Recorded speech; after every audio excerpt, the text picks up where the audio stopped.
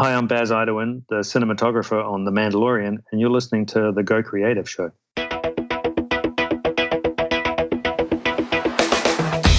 Hey everyone, my name is Ben Consoli. I am a director and owner of BC Media Productions. And this is The Go Creative Show, the show dedicated to creative professionals and filmmakers. Today we discuss the making of The Mandalorian with cinematographer Baz Idoine. Learn how Baz used innovative LED panel technology for backgrounds and his thoughts on the phenomenon that is Baby Yoda. The Go Creative Show is supported by Post Lab, Shutterstock, Rule Boston Camera, and Premium Beat. Now, when I sat down and started watching The Mandalorian, I thought to myself, I'm just going to watch a couple episodes, No, I ended up getting completely whipped into a frenzy and wrapped up into the whole story. I watched the whole thing and I loved it. And I'm not even like a giant Star Wars fan, but I loved The Mandalorian. I could not stop watching it for a couple of reasons. One, cinematography was absolutely gorgeous, and we're going to talk a lot about that today. But it's just a great story. It's fun to watch, great action sequences. And I just love the world that was created by Baz Idoine and the entire team there at The Mandalorian. Now, of course, we got Baz Idoine on the show today to talk about his work. He was the director of photography for the show. He was also the second unit director of photography with Greig Fraser as the main DP for Rogue One, and we talk a lot about that as well. But what's so cool about The Mandalorian is they had some really innovative and unique ways of filming this. There are a lot of scenes that don't even have green screen. They're actually shooting inside a giant studio with huge LED panels that are projecting the sets right there on the panels. And then they bring the talent in front and they shoot it as if they're just in those rooms. It's really like next level cinematography stuff. And Baz does a great job of explaining how he did it. His lens choices, his lighting choices, camera choices, why he made those choices, and all about this LED kind of panel universe that he's shooting in. So this episode is jam-packed with information that all cinematography enthusiasts are going to enjoy, whether you saw The Mandalorian or not. It doesn't matter. This information is for anybody that just loves filmmaking and learning about how film and TV shows are made, and that's what we're all about here at Go Creative Show. You're also going to notice that we have a lot of audience questions in this episode. And if you want your question heard on the show, follow us on social media, Instagram, Facebook, Twitter. We ask, we'll let you know when we have upcoming guests and then give you an opportunity to ask a question, which we then ask on the show with a little shout out to you and your profile. So it's a great opportunity to become part of the Go Creative Show. And we love that. So follow us on all of our social media channels and of course, subscribe to the show so you never miss an episode. All right. So much interview to get to. I cannot wait to share this one with you guys. The director of photography for The Mandalorian, Baz Idoine.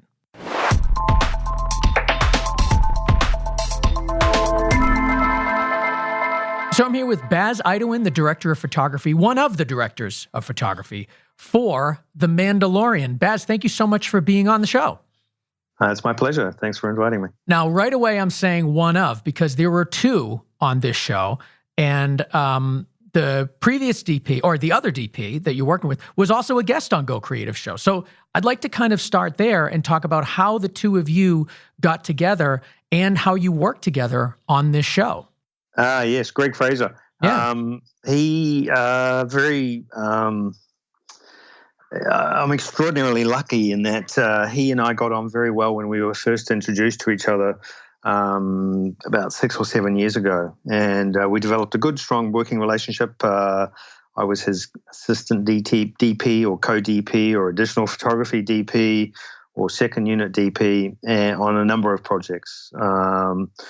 And that culminated in The Mandalorian, where he knew he couldn't shoot the whole project, but he wanted somebody to be his co-DP that would shoot it in a style or manner that was reflective of his choices, creative choices. Mm-hmm. And so he basically prepped for 5 months. I prepped for 3. He shot for about a month, and I shot for the next 5 months. Wow.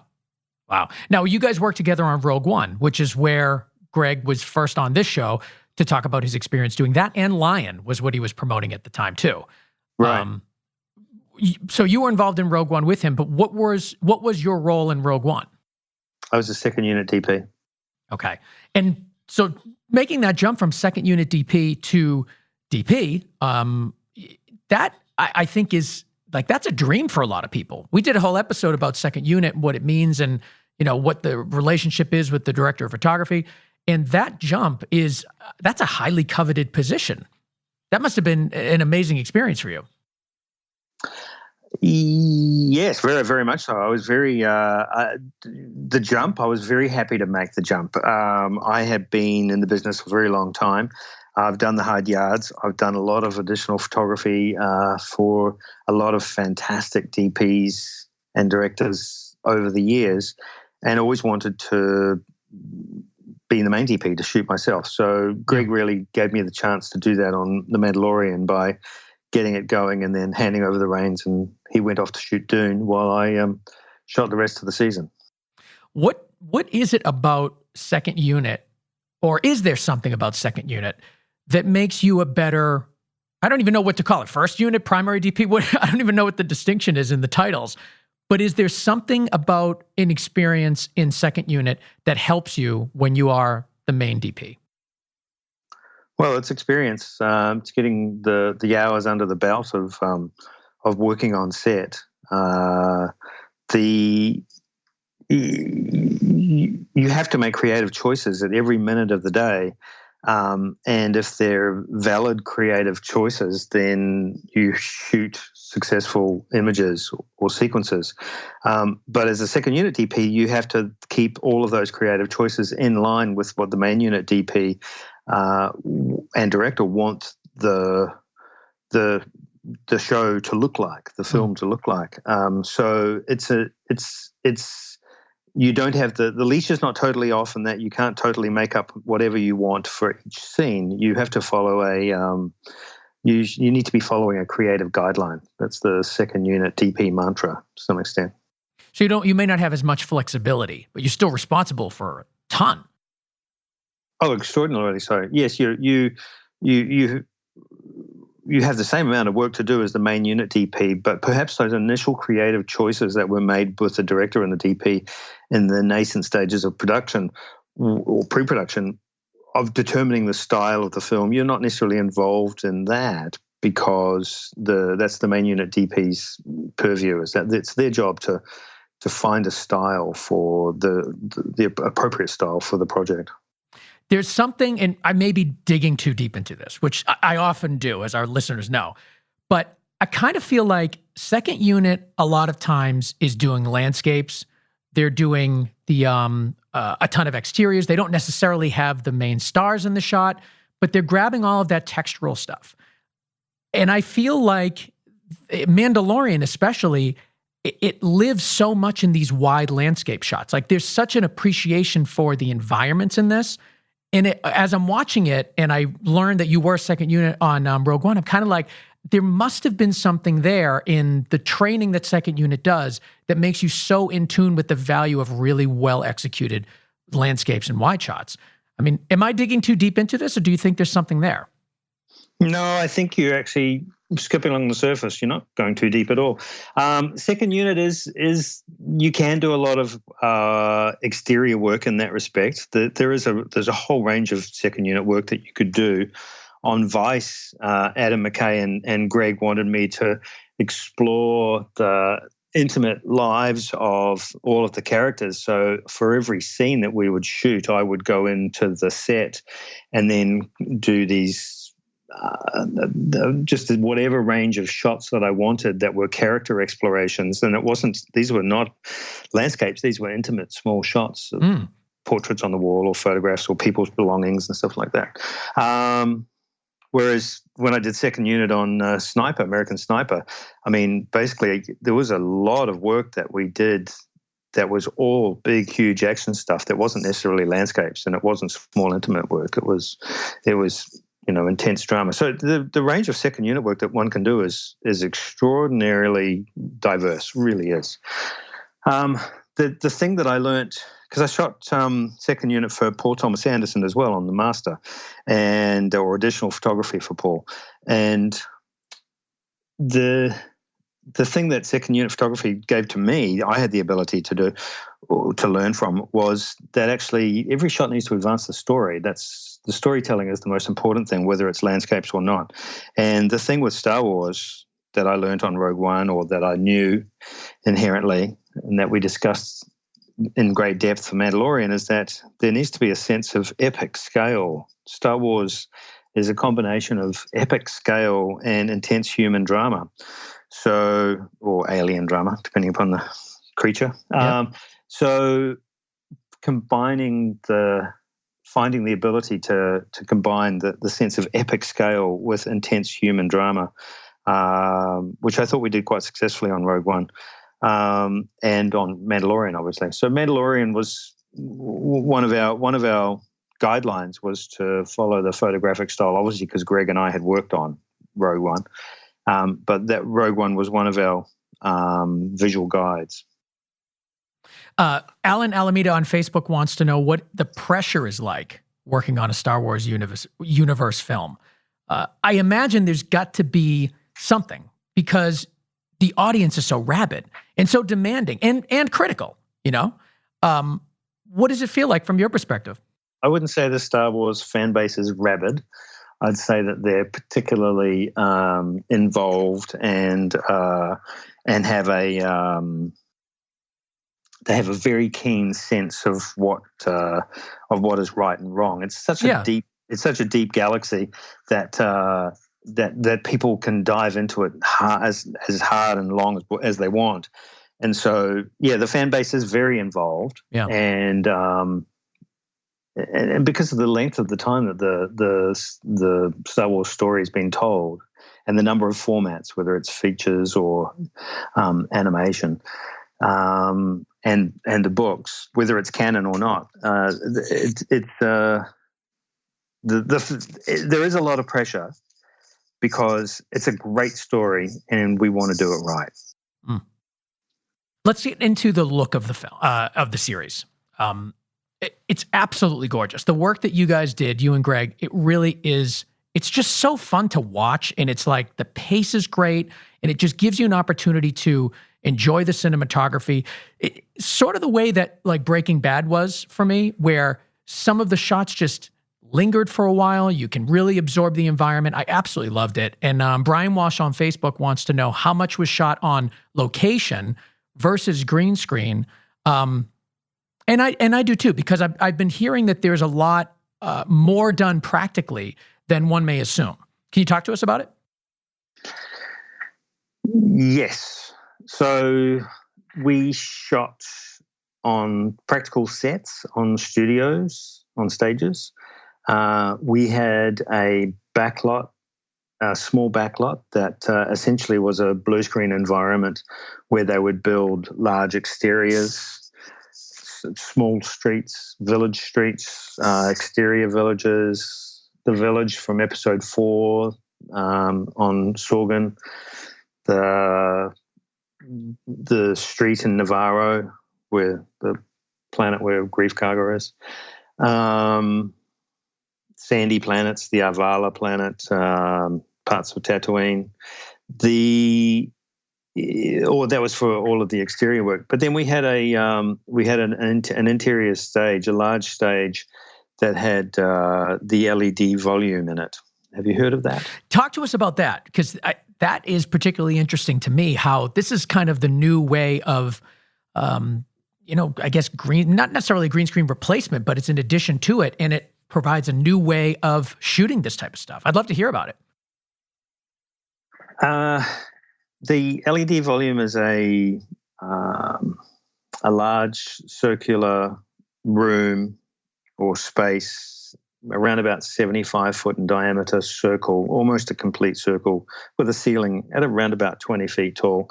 And that's all LED panels, a very tight pitch LED panels, so that if you've got the correct focal math on the lens and you're not focused on the lens, but on the wall, but you're focused on the characters in the foreground, you don't see the moire or the pixels on the screen. So it's an immersive environment with 3D tracking of images on the back. It's basically a modern version of rear screen projection. It's a dynamic real-time photoreal background that's played on a massive LED wall. And by tracking the camera, we get parallax and perspective. So it's a massively complicated, incredibly complicated technical setup to track the camera and to display this live image on the ground. But what it means is that we can be in Iceland in the morning and on a beach in Hawaii in the afternoon. And what is it called? Doesn't really have a name. We call it the volume. It's LED volume. It's an LED wall, and we call it a volume because a volume was the traditional name for a stage space where motion capture was taken out. So we're actually this is not motion capture because we're photographing live. It's a live combination. It's a combination of live foreground with this dynamic photoreal background that's on the screen. So it's like live green screen or live rear projection. Basically, would be the best comparison. But rear projection was only usable from one spot, one nodal spot, because everything else would have the wrong parallax or wrong perspective. So if we have a dynamically adjustable background, we can move the camera and the background tracks with the camera. So therefore we have a live tracked background that we can photograph. That's amazing. So what were your tracking points? Did you have tracking points on the screen? No, there's a large number of motion capture cameras all around, but most of them are along the edge between the ceiling and the wall, and they were tracking a crown that was mounted on the camera that had, I can't remember, 5 or 6 IR infrared tracking nodes. And so whatever the camera did went up or down or tilted forward, up and down, or tracked left and right, as well as knowing what the lens information was, because there was live lens information tracking. The image could be photographed on the wall because it was totally in relation to what was coming from the camera. So the image that's on that LED panel, that's not being replaced. I'm saying it like I know what I'm talking. I'm asking that as a question. Is it being replaced and it's just there for reference, or is what you're seeing on the LED panel the finished image? The main goal was to have in-camera finals. So that means so to get to this point, I need to really back up. What we need to do is that in the art department, Andrew Jones, the production designer, would create these virtual environments that were either based upon photogrammetry, which we found to be very successful, or completely CG environments. And so Andrew Jones and his virtual art department would work with ILM's virtual art department, and they would create these environments that we could then put through all of ILM's process for us to be able to photograph inside the volume. So we would have to create these environments. We would have to then light these environments. We would have to work out how we were going to shoot those environments. Okay, so those weren't. Were they practical environments or were they digital environments that you just helped manipulate the lighting in? It would depend upon what the location was. Okay. So if it was a village or if it was something that required a lot of CG creation, in no matter what the environment was, whether it was the black sandy desert of Navarro or the mud planet of Arvala with the Trandoshans attacking Mando at the beginning of episode 2, or the village in episode 4, or the best one to describe is actually the hangar, what we call the roost hangar for episode 6. So the roost hangar was a space that might have been around about 300 feet, 280 feet long. In a virtual sense, this is how big it was, about 280 feet long, and it was about 70 feet, 60 feet wide. So, and the Razor Crest comes in at the beginning of the episode and flies in through the force barrier and lands inside this aircraft hangar deck, basically. Okay. So we had 3 volumes that for that whole length of that virtual set. So when Mando got out of the ship and then started walking towards the back of the hangar, we first walked through the first load or volume, and then we shot whatever we needed to do in that first volume, and then we would change the volume on the wall, change the load on the volume wall to be the second load, not in a continuous sense. These had to play in cuts, obviously, and then we would walk through the second one, and then when we got to the third one, that was a third volume within that same volumetric area, that CG volumetric area. Whether it was an exterior set where I could move the sun around and put the sun wherever I wanted, or it was an interior set where I could build lights and put lights wherever they would be in a digital sense. Greig and I would light all of these environments, and then ILM would basically create them to the level of computing complexity that they needed to be, and then they would come back and we would run them through all the computers to put them up on the wall in the volume. That's amazing. So I want to make sure I'm understanding it right. So the production designer would work with ILM. They'd create the sets, and then you guys would go in and light the sets virtually with ILM. And then they would kind of bring you these dynamic trackable sets to your volume, your LED volume that we're calling it. And that was basically that's how you were shooting? Am I getting that right? That's right. And we did a very large portion of the film, of the project, inside this LED volume. So when you're monitoring this, does it look the way that we see it when we watch it on our own TVs? Pretty much. That's amazing. Pretty much. Because we're shooting on the Alexa LFs, we're shooting digitally, so we can see what we're getting, and so the point is that you want to get the finished quality of. We didn't really feel like, although we did do a DI, we did do dailies, obviously, with a dailies grade and then a DI. Still the goal is whenever you're shooting on set that you get as close to what your final release image would be on set. Mm. Back in 2014, we had Tim Weber, who was the visual effects supervisor for Gravity, on the show. And he was talking about, I guess a lot of the scenes were shot similarly with the LED panels, but they weren't using the LED panels for finished look. They were still being replaced in post. They were using it so that the light sources were realistic and it wasn't filled with green bleed. Exactly. So yeah, that was obviously one of our goals, was that to create an environment that was lit correctly by the LED panels, especially with color science applied by the color science engineers at ILM.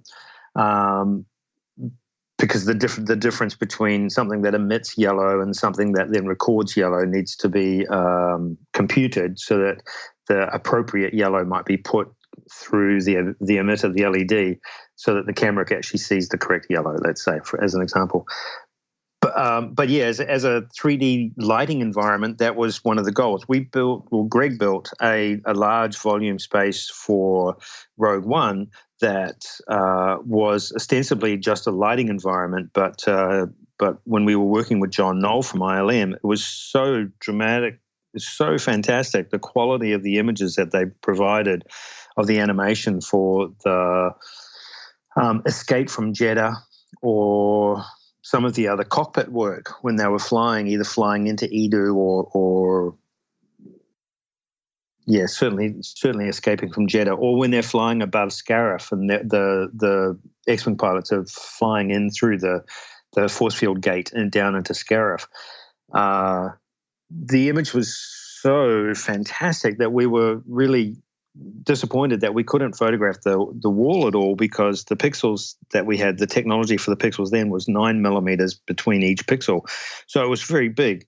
So we explored many ways of trying to defeat that by hanging industrial size widths of shower curtain. We'd experimented with different thicknesses of shower curtain just to ever so slightly diffuse the image to defeat the pixel dimension, but it couldn't really do it. So everything was basically, whenever we saw off the foreground characters in Rogue One and we saw the background of whatever environment they were flying in, although the foreground characters were lit perfectly right, they would replace the background, essentially just matching what was on the screens that we were photographing, but with a higher quality image.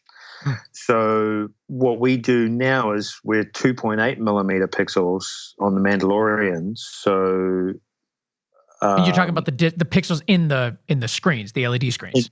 Exactly. So the pixels are much closer together. So with a combination of not focusing on the screen and the right sort of lenses, we can shoot in this environment and shoot the screens and not have them replaced later. They're actually up in camera finals.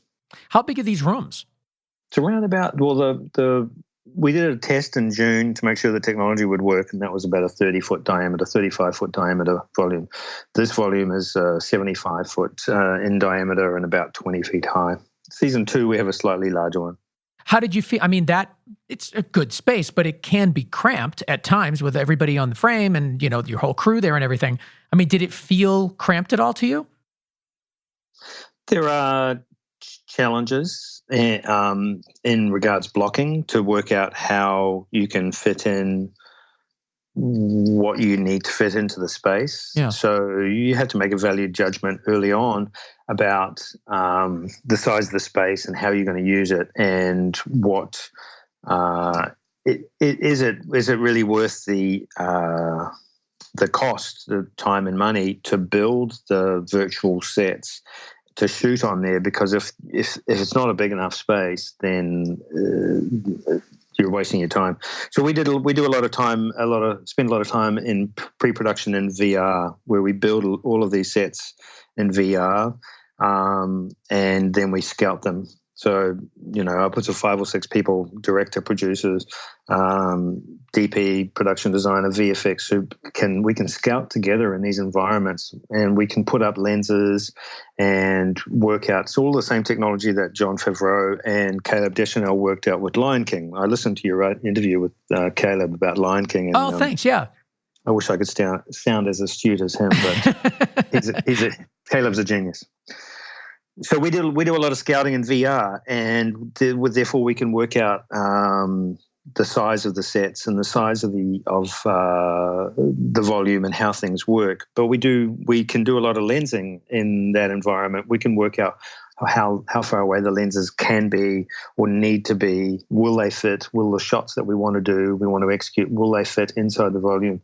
And so it's sometimes the payoff from shooting inside the volume, because it means that you can build a very small set, but by having digital set extension that's done in pre-production, you can then photograph that. You can frame for that. If there's this huge building or mountain or a horizon line, or there's a waterfall or a cliff, if you're shooting in a green screen environment and you don't have simulcam, you don't know how to frame for that. So you end up with these very sterile images that don't necessarily pay attention to what is truly happening in the background. Whereas we have this live 3D and photoreal background that we can frame for. So we maybe just raise the camera up a few inches. Now we can see the horizon line of the valley disappearing in the distance, which immediately makes the shot more appealing or conducive, or certainly even part of the storytelling. So I've got a question. You're using these digital sets on LED panels. Do you get them? Are they completely in focus? And then do you make adjustments to them as you're shooting? So if you want the look of an 85, but you don't have the distance perhaps, are you able to make adjustments to the LED screens at the moment to adjust for the depth in the frame? There's a few things to unpack in that question. So when you're shooting a scene, there will be most of the photographic coverage will focus on the people that are in the foreground in the scene. So whatever's in the background will be inherently out of focus. So We have the ability to adjust the amount of out of focusness on the screen.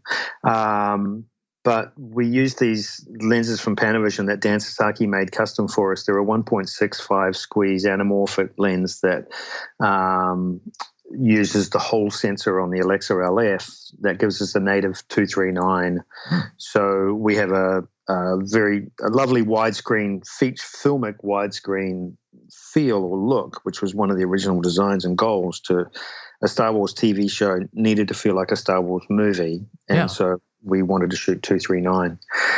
So with these anamorphic lenses, we do get focus drop-off that's appealing and satisfactory and very filmic, and also doesn't show the technical difficulties of photographing a pixel screen at Moray. Now, we were surprised. We thought Moray was going to be a problem, but it was much less of a problem than we realized. Occasionally, when you are shooting a scene, though, if somebody stands there and points off to the town in the distance and says, "I'm going there," or something like that, you probably would focus to the town so that you could see what was going on.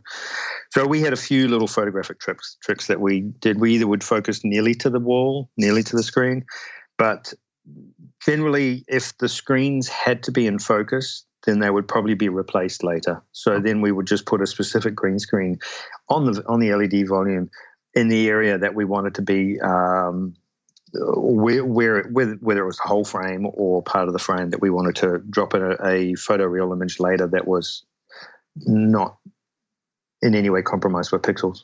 I have to find a way to get on one of these sets so I can see how this thing works, because more and more people are talking about it now, and it just seems fascinating to me.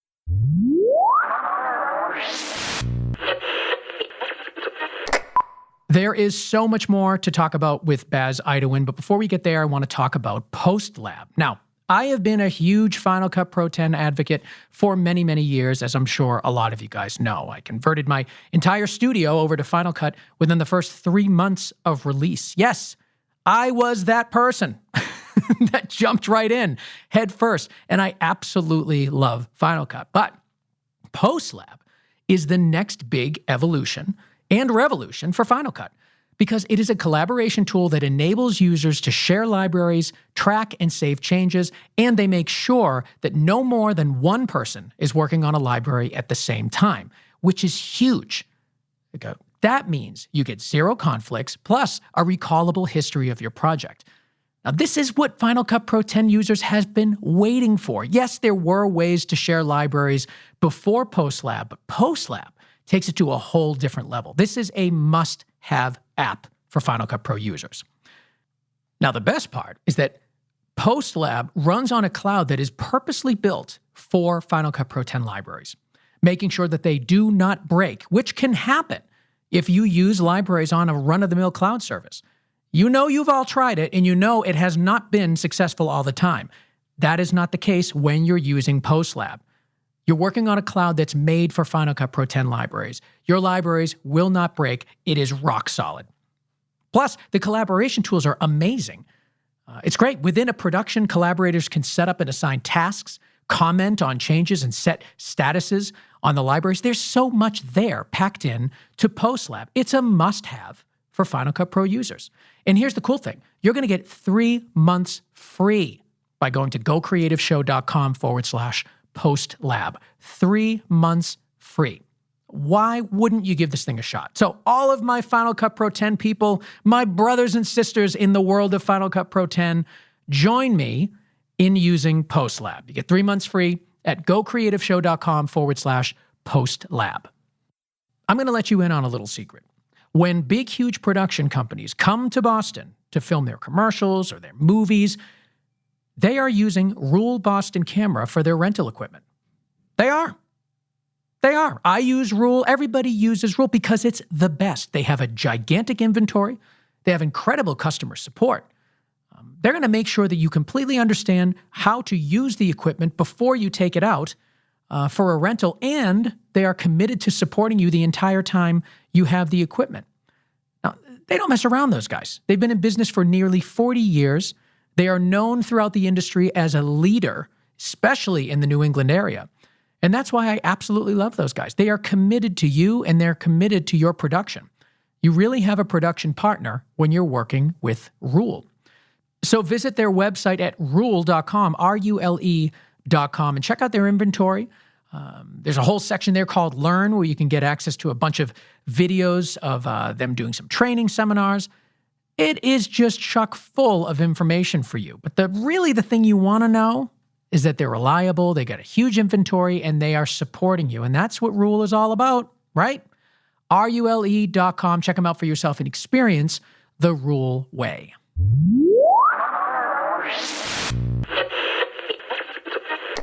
I've been hearing a lot about the use of digital sputniks in this show, and I don't know whether it's true or not. I haven't been able to find out for sure, but I've been hearing about it. I want to start there and sort of broaden out to just your overall lighting philosophy for The Mandalorian. So let's start with digital sputniks. Is the rumor true? Are you guys using those lights? Oh, yes, very much so. Greg and I have used them a lot for many years, and we had a lot on Mandalorian. We had a lot on Rogue One as well, actually, but we had a lot on Mandalorian. What do you love about them? Well, they have a good quality of hardness. They have from a DP's point of view, they're very easy to use, and you can stack them up in great quantities. They're very versatile. They're very small, and you can put them all over the place. So season 2, we're not using exclusively digital sputniks. We've got a much wider range of lights that we're using. But in season 1, we had roughly 800 modules, meaning all sorts of different heads, DS1s, DS3s, DS6s, beams, and then we made a device called a Beast that had 40 modules all stacked together. So that was God. It was one of our big hard lights. So basically, we did the whole show with them. A few HMIs every now and then, but the first season was mostly done with DSs. I love that. Now, on Instagram, Svea Van Kahn is asking about a DMX technician. They said that they noticed in the credits there was a DMX technician and wanted to know if you're using DMX, and wanted to know how you're using DMX on the show. Every set is basically run through a board. It's one of the joys of shooting with LED is that you can play with color and density, obviously not to an infinite degree, but to an extreme degree, so that by running everything through a DMX board, you can control everything so quickly, so rapidly. I heard Tim Ives talking on your show about the mall, and that's the perfect example of a large set. When we had the prison ship on episode 6, I think we had like 600 lights in that set that were all controlled in a board. The visual representation of what the board was doing for that scene was extraordinary, but we could control the level of intensity of any unit that we wanted, just myself and the gaffer, Jeff Webster, and Derek, who's his board op. We had the ability to very quickly change the lighting per shot, or even between takes in a shot, to find the perfect ratio and balance of what we wanted. There was a lot of complicated, unusual lights in that sequence. I don't know if you remember. It went flashing white, and then it went red, and it was that was a very fun set to shoot in. Which set are you which scene are you talking about? The prison ship. In episode 6. Yeah, in episode 6, yeah. It must have been fun working with Bill Burr too. He's a Boston guy, so when I knew that episode was coming up, I'm like, I got to be in it for episode 6. I got to support my city here. Yeah, he's pretty funny. Yeah, I love that episode. And I know exactly what you're talking about. And first of all, you're plugging my show better than I am, now bringing up 2 previous episodes on this show. Are you just being nice, or are you a fan of Go Creative Show? I love this. I like the people that you talk to. There's definitely... No, I'm a fan of the show, of course I am. I love that. Oh, man. All right. So, and it's weird. It's like people talk a lot about the way that, people talk about the changes in cinematography, filmmaking over the past decade. And they talk about cameras, and they talk about, HD, 4K, 8K, blah, blah, blah.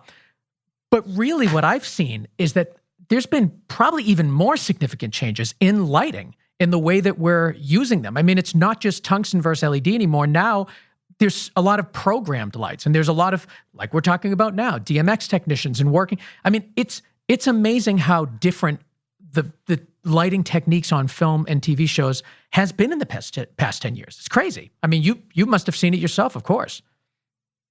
Yes, I've been around for a long time. So I remember when one of the first video taps was put onto a film camera. So seeing video taps come on set obviously changed a lot of things. I shot film for a very long time after the introduction of digital, just because of the DP that I was pulling focus for. Robert Ellsworth loved film, we worked on projects, phenomenal projects that we shot everything on film. So the transition from film to digital has been very interesting, and I think very enjoyable. I think both are very valid tools, and depending upon the story, you can make a decision as to which one of those two tools, film versus digital, you want to use. Lighting, I think LED lighting is one of the exciting things, because the ability to change so much on the fly through a DMX board.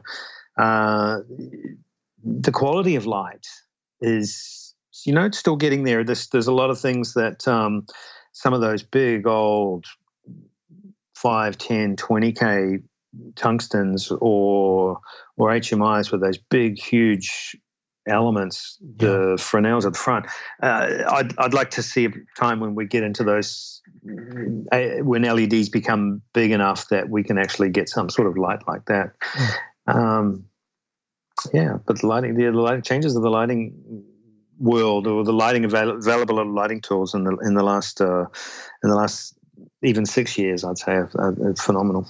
Can you talk a little bit broader about just your general approach to lighting in the Mandalorian? Because a show like Star Wars, the science fiction aspect of it is sort of uniquely tailored to that kind of LED lighting. I think, like, you can be a little harsher in your lighting for science fiction than you may for just like, a straight up modern day drama. But talk to me a little bit more about the way that you approached lighting in general for The Mandalorian, and where the inspiration came from. Well, Gil Taylor, who was the DP on A New Hope, the first Star Wars movie, was one of our inspirations. But to some extent, and these were conversations with Jon Favreau and Dave Filoni and Greg and myself early on, is that it was very important that we satisfied that Star Wars is so important that for it to feel like it fits in, you have to that it feels like part of the general narrative. That the way you have to shoot it has to make sense, or has to match. Not so much match is the wrong word, but it has to fit in with the ethic of those first few films. But more interestingly, so it's our memory of how those shows looked, as perhaps more so than how they actually looked. And that's exactly what Greg and I were talking about when we were shooting Rogue One, is that if you go back and look at A New Hope, a lot of the lighting looks very hard and a little hokey and not very well shaped and not necessarily very well placed. But your memory of it is so wonderful and strong. So, and that's what we tried to do with Rogue One. So the same thing was with Mandalorian. There's a sense of alternate reality to some extent, that it's not absolutely based upon the human experience on Earth, but on the other hand, they're all based upon locations that were shot for the original Star Wars. So it's naturalistic to some extent, but it's definitely not very heavy sci-fi like Alien, let's say. Yeah, that's, I think, what makes it so interesting is that blend of even though these are clearly not natural locations, there's a natural sense to it at times, especially in a lot of those golden hour scenes. And there's quite a few of them. And actually, one of our questions on Facebook, Eduardo Ares Soares is asking, he wants to know more about the golden hour scenes. He's complimenting on how gorgeous it looks, and I agree, and how you achieve them. Was that also these LED panels you were talking about?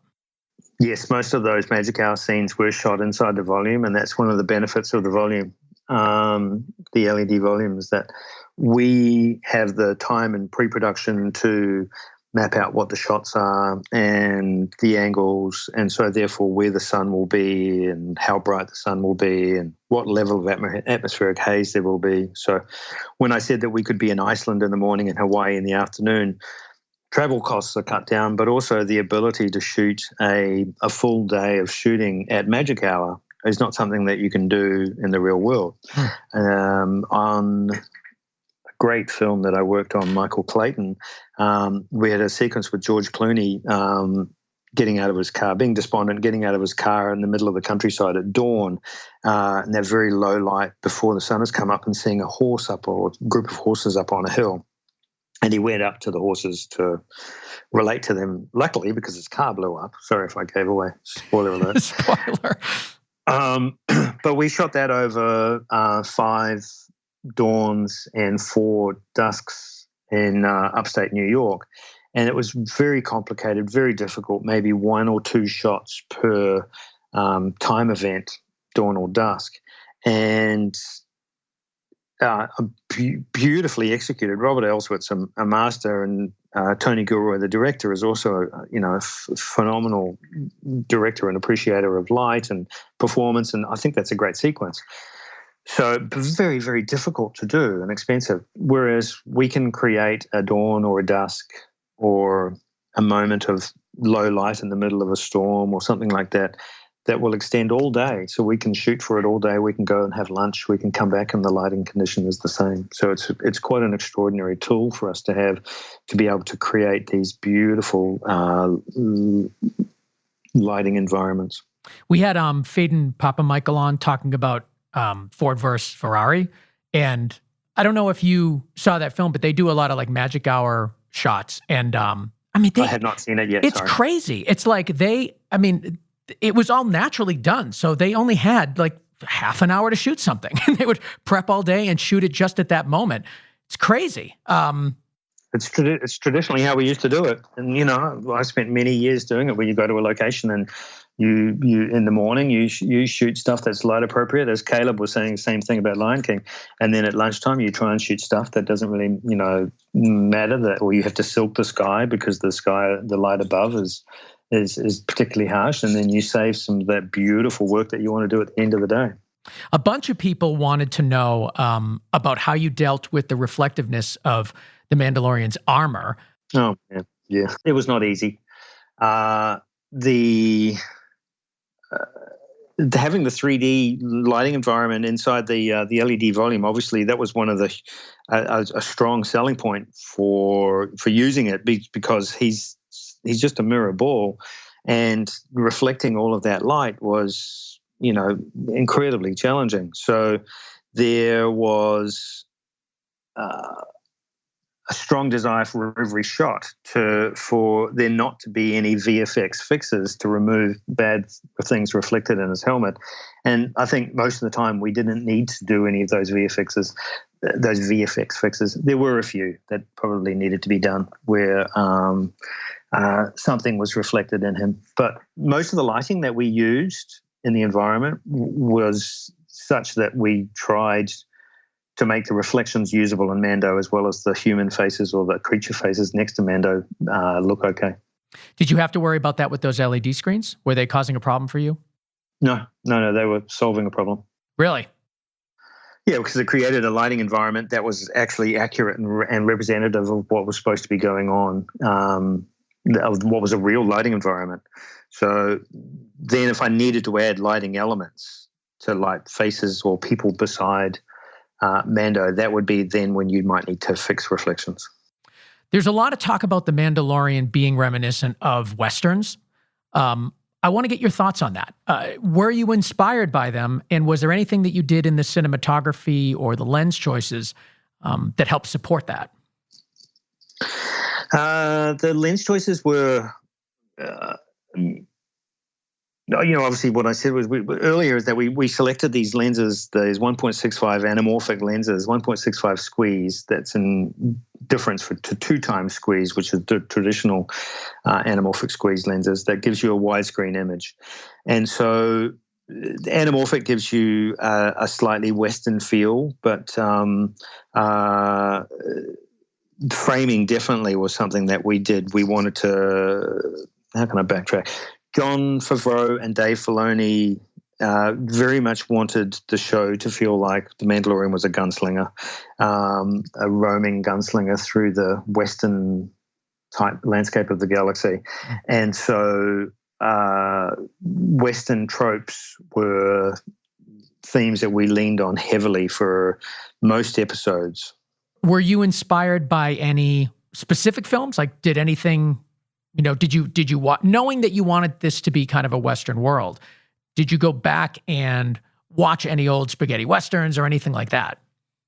All of them. We have in my office at the production, I have a huge library of films that we're constantly referencing, from Sergio Leone to John Ford to even slightly more modern Westerns. So that we keep that feeling. But it was really the films that inspired George Lucas from the 50s and 60s for him to make his film in the 70s. That's where we went back mainly to those films for inspiration.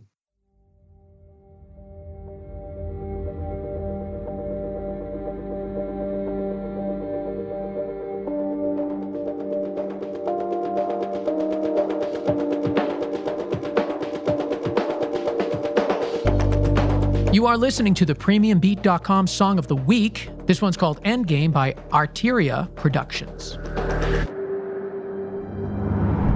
PremiumBeat.com is where to go for all of your royalty-free music. Check out PremiumBeat.com and access a collection of thousands of royalty-free tracks for as low as $49 each. And most of the time, you don't just get the individual track, you get cut-downs and loop sets and stems. Really what that means is you have the ability to customize the track to fit your project perfectly. Now here's a little inside tip.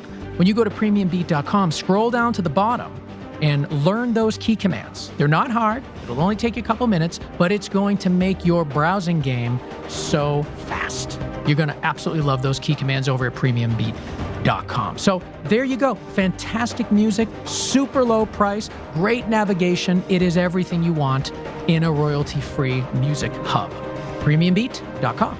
Now, there is so much more to learn from Baz Idoine, but before we get there, I want to quickly talk about Shutterstock. Shutterstock.com is, of course, where you go, where I go, where we all go for royalty-free images and videos and music.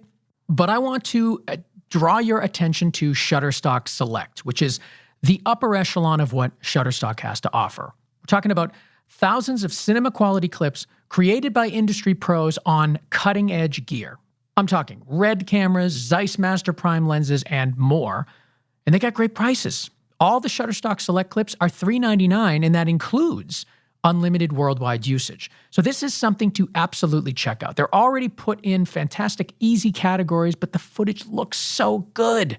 It is so good. Shutterstock Select is the best of the best when it comes to royalty-free video. So check it out for yourself at Shutterstock.com. Hover over footage and scroll down to Shutterstock Select. You will love it.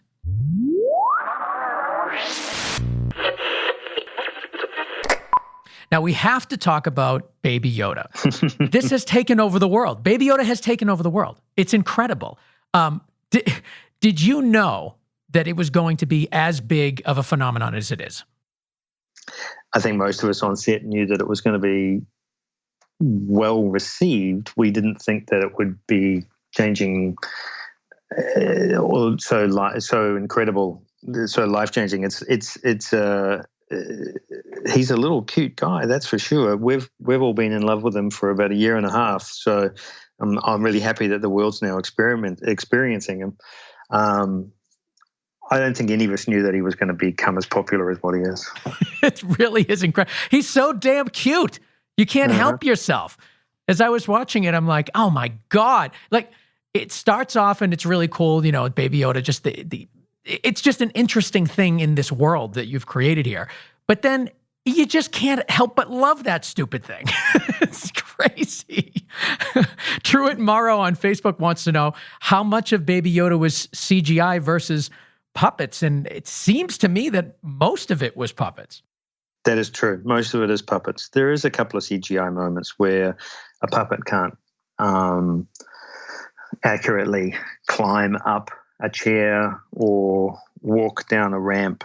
But we did have multiple puppets for either walking or sitting or emoting. The little guy's fantastic. We all loved him. Now, talk to me about the way that you worked with the puppeteers in working with the Baby Yoda scenes.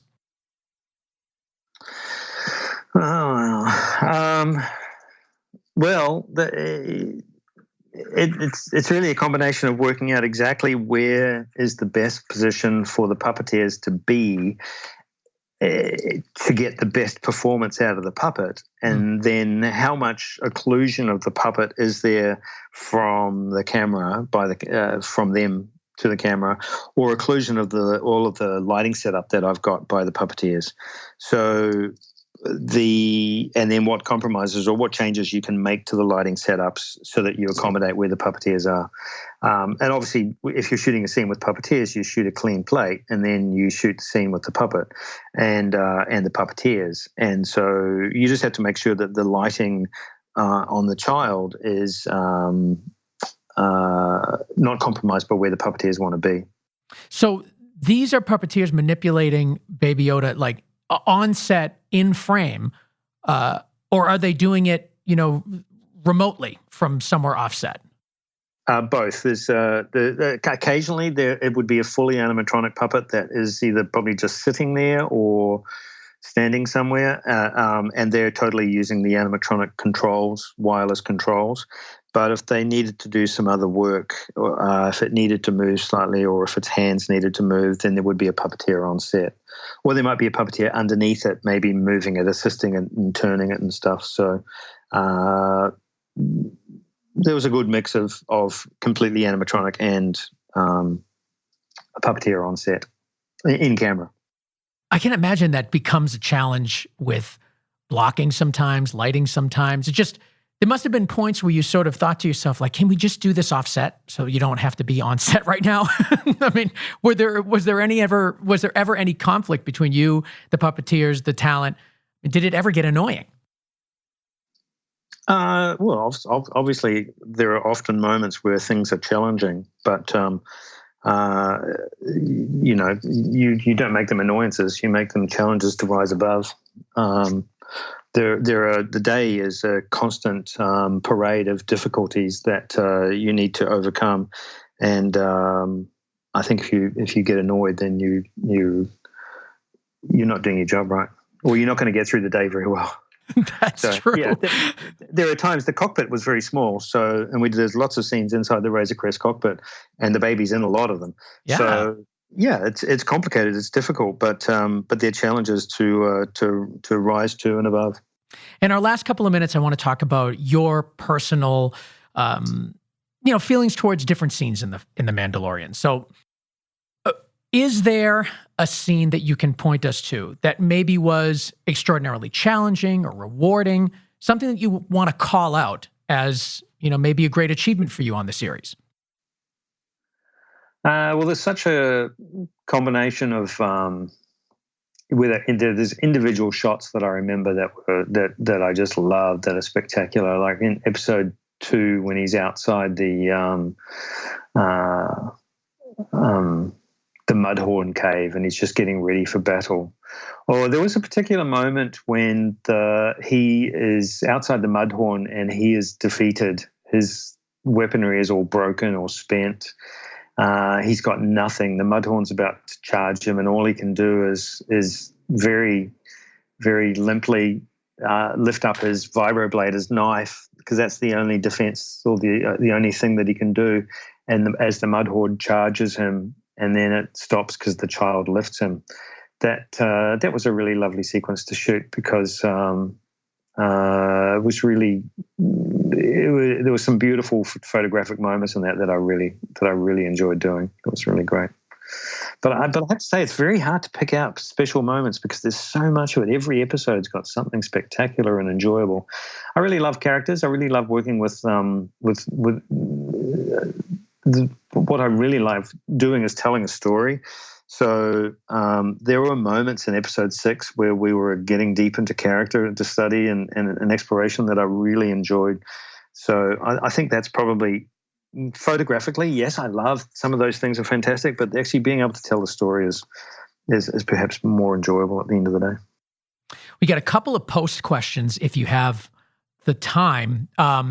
Diego Fabricio Diaz Palomo on Facebook wants to know, what were the challenges for the visual effects artists that the show was shot on anamorphic glass? So does shooting anamorphic make it more challenging for VFX? Do you know? Yes. Yes. What are the challenges? There's inherent imperfections in the way that the glass transmits light. So there are chromatic aberrations and density adjustments, and the lenses have a lot of character and are very very imperfect, which is one of the joys and beauties of them. So that makes it more difficult for the VFX houses. But on the other hand, they map them very extensively to understand all of those characteristics. So then they just have to apply that to the work later. I think that VFX houses have been doing work on anamorphic shot films for a very long time. So it's not necessarily surprising, but yes, it is a little bit more challenging. And Jamie Dickinson on Twitter wants to know, he says, we have to know about the HDR-ness of it.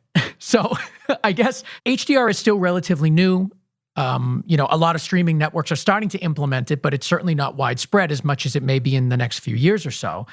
Can you just give us a little bit of insight from your opinion, what the difference of the two is? And does that affect the way that you film and light? We knew we were going to do an HDR release, so we knew that we couldn't put white paper on windows and blow out the windows, because in HDR you see detail out there now. We did extensive testing with the HDR for the DI to see where we wanted to go, what we wanted it to look like, and we did do 2 different releases through 2 different grades for Disney Plus, SDR and HDR. So the primary difference between HDR and SDR is that you've got blacker blacks and brighter whites. So I don't know what the top nit level is on SDR, if it's 100, but and you're not always up there. You're only up there for some of the bright stuff. But we had a much higher nit level maximum for the HDR, and so certainly some scenes are brighter. The sun is brighter. When we see the sun in shot, it looks brighter.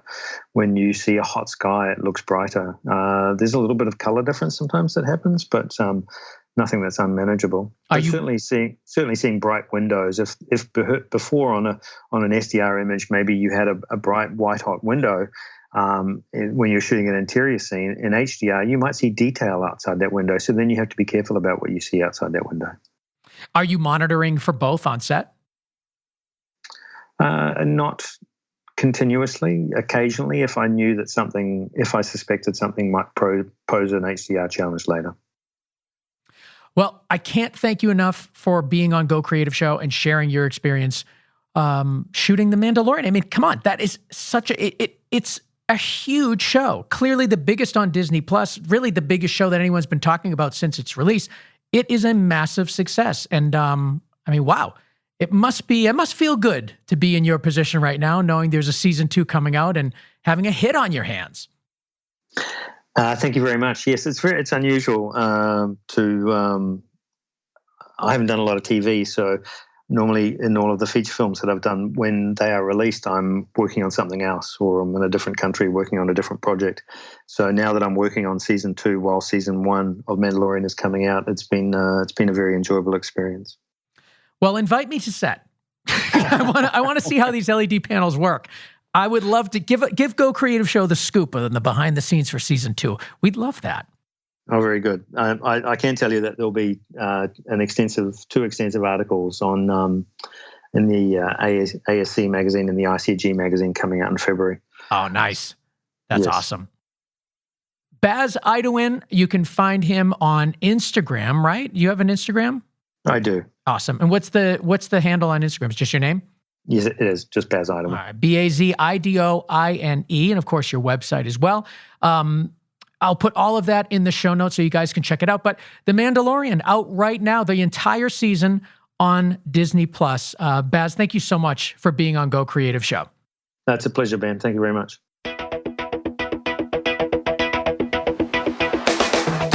Now, that was a fun one. What a great interview. I want to thank Baz Idoine for coming on to talk about his work on The Mandalorian and so much more. And you can find him at his Instagram and his website, which we will put links to in the show notes, so check it out there. And I want to thank you guys. I mean, many of your questions were in this episode. In fact, I think that your questions made this episode so good. So I want to keep that up. Follow us on social media. We will let you know when we have upcoming guests, and you guys get an opportunity to have your questions heard on the show. Of course, I want to thank our producer, Connor Crosby. You can find him at ignitionvisuals.com. And Matt Russell, who mixes and masters and makes the show sound so good. You can find him at gainstructure.com. And of course, follow me at Ben Consoli and follow the show at Go Creative Show everywhere. Instagram, Facebook, YouTube, Twitter. We're everywhere you need to be. And we'd love to have you subscribe to the show. That way you don't miss an episode. It's important. It's important, people. Subscribe to the show. I also want to thank our sponsors, Rule Boston Camera, Post Lab, Shutterstock, and Premium Beat. Without these people, the show wouldn't exist. So please support those, support us. See you next week. Bye-bye.